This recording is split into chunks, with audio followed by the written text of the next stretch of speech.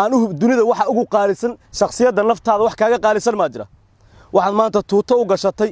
oo dhamacdan qoraxda kuleelkeeda qabowga maarata kuugu dhacaayo dhamme Muxudiin Axmed Maxamuud oo dhawaan loo magacaabay abaanduulaha guutada 17aad ee Kumaadooska Gorgor ayaa maanta kormeer shaqo ku tagay xariyaha ciidamada ay ku leeyihiin magaalada Muqdisho sida Damaayo iyo Xerenanac. abaanduulaha ayaa mid u kormeeray qaybaha ay ka kooban yihiin xariyahaasi isagoo warbixin ka dhageystay saraakiisha halkaasi ku sugneed sidoo kalena waxa uu tagay rugta caafimaadka ee guutada Gorgor isagoo halkaasi lagu siiyay warbixinta bukaanada halkaasi ku jira.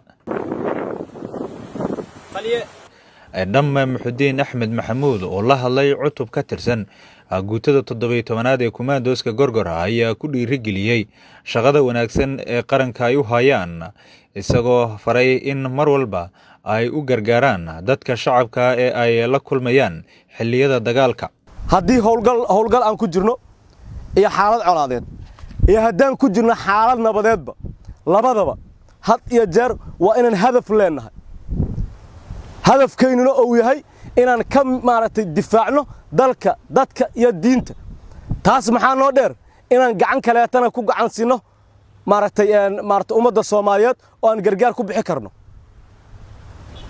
war waa askariga kan maaragtay inuu ummadda u gargaara la rabo waa askariga kan inuu difaaca la rabo waa askariga kan inuu wacyigeliyo la rabo waa askariga kan inuu waxbaran la rabo. abaanduulaha cusub ee guutada 17aad ee Kumaadooska Gorgor ayaa amaanay asgar Gorgor ka tirsan oo ku sugan degmada Doolow ee gobolka Gedo kuwaasi oo isu xilqaamay in ay waxbaraan dadka rayidka ah oo aan awoodin qarashka waxbarashada taasi oo uu ku tilmaamay in ay tahay tusaale wanaagsan oo lagu daydo. ciidana waxay jiraan Doolow xerooyin qaxootiga ku yaala raga ayagu isxilqaamay iskuulaha ka dhigan ku yaala ayagiya bulshadii meesha joogtay inay waxbaraan si gaar ah isu xilqaamay saacada haddayna xaaladda colaadeed uuna ku jirin waana baartay bulshada aad wax tartaa soo marka waxa jirto maamah tiraado macnaha haddii aad rabto dunida inaad wax ka bedesho sariirtaada ka bilow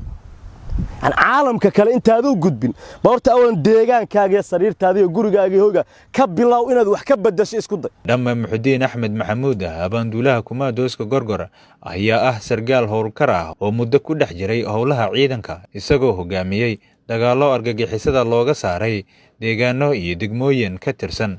gobolka Shabeellaha Hoose waxa uu soo qabtay xilal kala duwan intii uu ku dhex jiray ciidamada.